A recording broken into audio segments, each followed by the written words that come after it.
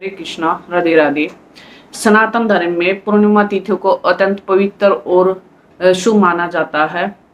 प्रत्येक पूर्णिमा का अपना विशेष धार्मिक महत्व होता है, लेकिन ज्येष्ठ मास की पूर्णिमा जो उसका अपना अलग ही महत्व है। ज्येष्ठ पूर्णिमा 2026 वर्ष कथा संस्कृत पुराण के अनुसार पूर्णिमा करने से विशेष फलों के बारे में विस्तार से बताया गया है। इस दिन विष्णु भगवान लक्ष्मी के साथ चंद्रदेव की पूजा की जाती है और साथ ही इस व्रत का कथा को कहने से विशेष महत्व बताया गया है। इस व्रत कथा के बारे में श्री कृष्ण ने माता यशोदा को बताया था। इसके साथ ही इस व्रत को करने से लाभ के बारे में भी विस्तार से बताया था। आइए जानते हैं कि ज्येष्ठ पूर्णिमा की व्रत कथा क्या है। अब हम ज्येष्ठ पूर्णिमा की कथा को सुनते हैं। द्वापर युग के समय की बात है कि माता यशोदा ने अपने प्रिय श्री कृष्ण से कहा कि हे कृष्ण, तुम सारे संसार की उत्पन्न करता और पोषण तथा उसके संहार करता हो। आज कोई ऐसा व्रत मुझसे कहो जिसके करने से मृत्यु लोक में स्त्रियों को विधवा होने का भय न रहे तथा यह व्रत सभी मनुष्यों को मनोकामना का पूर्ण करने वाला हो। श्री कृष्ण ने माता यशोदा से कहा कि हे माते, तुमने अति सुंदर प्रश्न किया है। मैं तुमसे ऐसे ही व्रत सविस्तार कहता हूँ। सौभाग्य प्राप्ति के लिए स्त्रियों को 32 तथा 32 पूर्णिमा का व्रत करना चाहिए। इस व्रत का करने से स्त्री को सौभाग्य की संपत्ति मिलती है। यह व्रत अचल सौभाग्य को देने वाला और भगवान शंकर के प्रति मनुष्य मात्र की भक्ति को बढ़ाने वाला है। यशोदा जी कहने लगी, हे कृष्ण, सर्वप्रथम इस व्रत को मृत्युलोक ने किसने किया, सो विस्तार पूर्वक मुझे कहो। श्री कृष्ण कहने लगे कि इस भूमंडल पर एक अत्यंत प्रसिद्ध राजा चंद्रहास के पालित अनेक प्रकार के रत्नों से परिपूर्ण कतिका नाम की एक नगरी थी। वहां धनेश्वर नाम का एक ब्राह्मण था। इसकी स्त्री सुशील रूपवती थी। दोनों ही उसी नगरी के में बड़े प्रेम से रहते थे। घर में धन धान्य आदि की कोई कमी नहीं थी।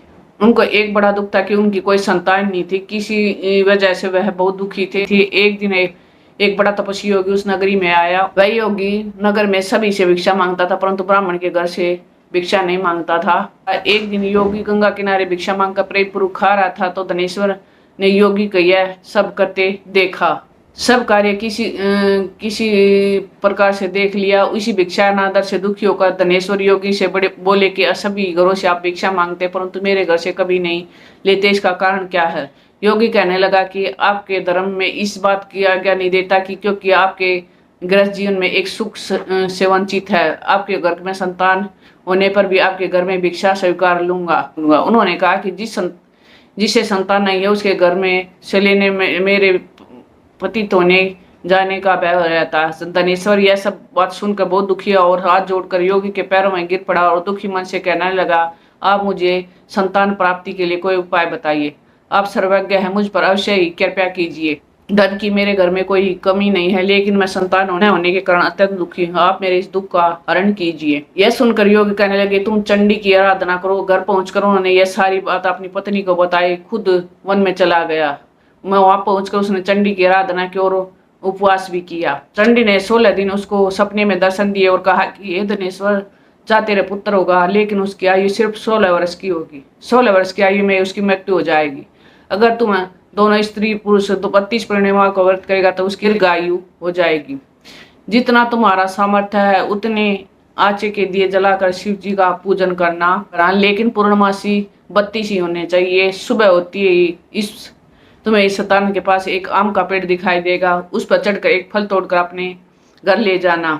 अपनी स्त्री को इस बारे में मत बताना। सुबह स्नान करके बाद वह स्वच्छ होकर शंकर जी का ध्यान करके उस फल को खा ले, तब शंकर जी के पैसे उसे गर्भ ठहर जाएगा। जब ब्राह्मण सुबह उठा उस स्थान पर आम का पेड़ दिखाई दिया। उसने फल तोड़ने का चढ़ा, लेकिन वह पेड़ पर चढ़ नहीं पा रहा था। देखकर उसे बड़ी चिंता हुई। उसने भगवान गणेश की उपासना की और कहा, हे दयानिधे, अपने भक्तों को विघ्नों का नाश करके उनके मंगल कार्य करने वाले, दुष्ट का नाश करने वाले, रिद्धि सिद्धि देने वाले, आप मुझे इतना बल दे कि मैं मनोकामना पूरी कर सकूं।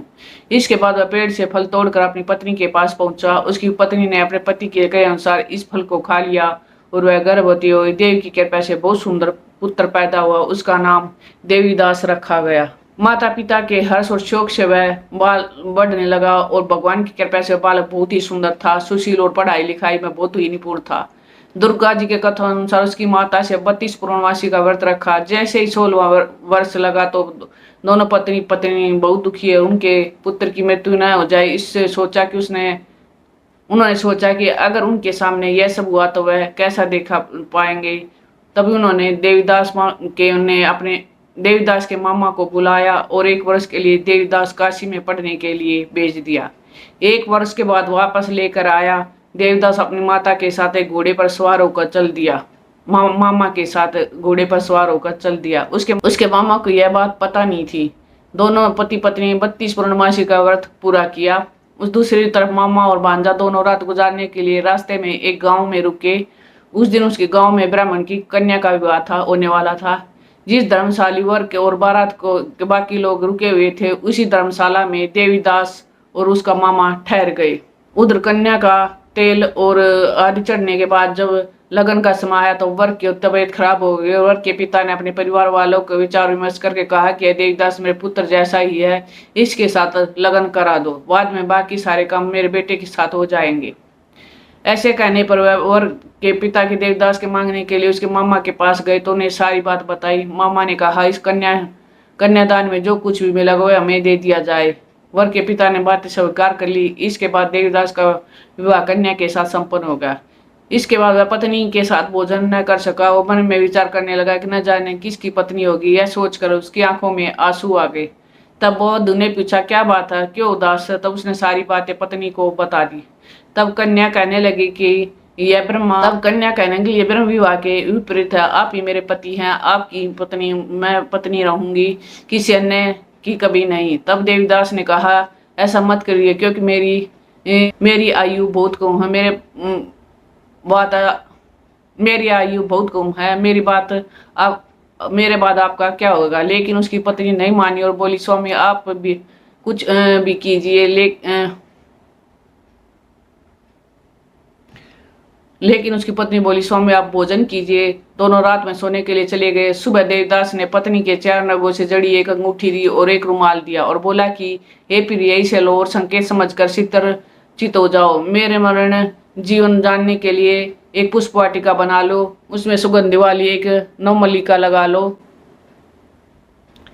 उसको प्रतिदिन जल से सींचा करो और आनंद के साथ खेलो कूदो। जिस दिन मेरे प्राणांत होगा उस दिन वह फूल सूख जाएंगे। जब उस यज्ञ फिर से हरे हो जाएंगे तो जान लेना मैं जीवित हूँ। यह समझकर वह वहां से चला गया। इसके बाद जब वर और उस बाकी बाराती मंडप में आए तो कन्या ने उसे देखकर कहा कि यह मेरा पति नहीं है, मेरे पति यह हैं जिनके साथ रात में विवाद हुआ, इसके साथ मेरा विवाह नहीं हुआ। अगर यह वही है तो यह बताए कि मैंने इसे क्या दिया। साथ ही कन्यादान के समय विवाह भूषण में उन्हें दिखाए। कन्या की ये सारी बातें सुनकर वह कहने लगा कि मैं यह सब नहीं जानता। इसके बाद सारी बारात अपमानित होकर वापस लौट गई। भगवान कृष्ण बोले हे माता, इस प्रकार देवीदास काशी चला गया और कुछ समय के बाद बीत गया और एक तरफ उसको डसने के लिए वहां आया, लेकिन उसको काट नहीं पाया क्योंकि उसकी माता ने पहले ही 32 पूर्णिमा का व्रत कर लिया था। इसके बाद खुद काल वहां पहुंचा। भगवान की कृपा से वह भी माता पार्वती और भगवान गणेश आ गए। देवीदास की मूर्छित देखकर माता पार्वती ने भगवान शिव से प्रार्थना की महाराज इस बालक की माता ने 32 पूर्णिमा का व्रत किए हैं, इससे आप इसे प्राण दे दें। भगवान शिव ने माता पार्वती के कहने पर उसे प्राणदान दे दिया। उधर उसकी पत्नी उससे काल की प्रतीक्षा कर रही थी। उसकी पत्नी ने जाकर देखा कि पुष्प और पत्थर दोनों ही नहीं है और उसका बहुत आश्चर्य। और जब उसने देखा कि पुष्प वाटिका फिर से हरी हो गई है, वह समझ गई कि उसका पति जिंदा है। इसके बाद वह प्रसन्न होकर जिद अपने पिता से कहने लगी मेरे पति जीवित है, उनको ढूंढिए। जब 16 वर्ष व्यतीत हो गया तो देवदास ने अपने मामा के साथ काशी चल दिया। इधर उसकी पत्नी भी अपने परिवार के साथ उन्हें ढूंढने के लिए जा रही थी कि उन्होंने देखा कि देवीदास और उसके मामा उधर ही आ रहे थे। उसको देखकर उनके ससुर बहुत प्रसन्न हुए और अपने घर ले आए। सारा नगर इकट्ठा हो गया और कन्या ने उसे पहचान लिया। देवदास ने इसके बाद अपनी पत्नी के मामा को लेकर वहां से चल दिया और उसके ससुर ने भी उसे बहुत दहेज दिया। और जब वह अपने घर की तरफ लौट रहा था तो उसकी माता पिता ने लोगों के खबर दी कि तुम्हारा पुत्र देवदास अपनी पत्नी और मामा के साथ आ रहा है।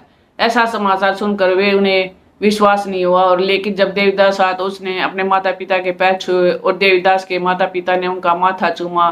दोनों को अपने सीने से लगा लिया। दोनों ने आने की खुशी में धनेश ने बहुत दान दक्षिणा ब्राह्मणों को दी। श्री कृष्ण जी कहने लगे, इस तरह धनेश्वर के 32 पूर्णिमाओं का व्रत के प्रभाव से संतान प्राप्ति हुई। जो स्त्रियां इस व्रत को करती हैं वह जन्म जन्मांतर तक वह दैव का दुख नहीं भोगती, वह सदैव सौभाग्यशाली रहती हैं। और यह मेरा वचन है, यह व्रत संतान देने वाला और सभी मनोकामनाओं को पूर्ण करने वाला है। इसलिए हमें इस पूर्णिमा में ज्यादा से ज्यादा दान देना चाहिए और इसका व्रत करना चाहिए, क्योंकि अब सभी अपने संतान की सुख की कामना करते हैं। आपको यह मेरी वीडियो कैसे लगी प्लीज कमेंट करके बताइए। प्लीज लाइक शेयर और सब्सक्राइब कीजिए।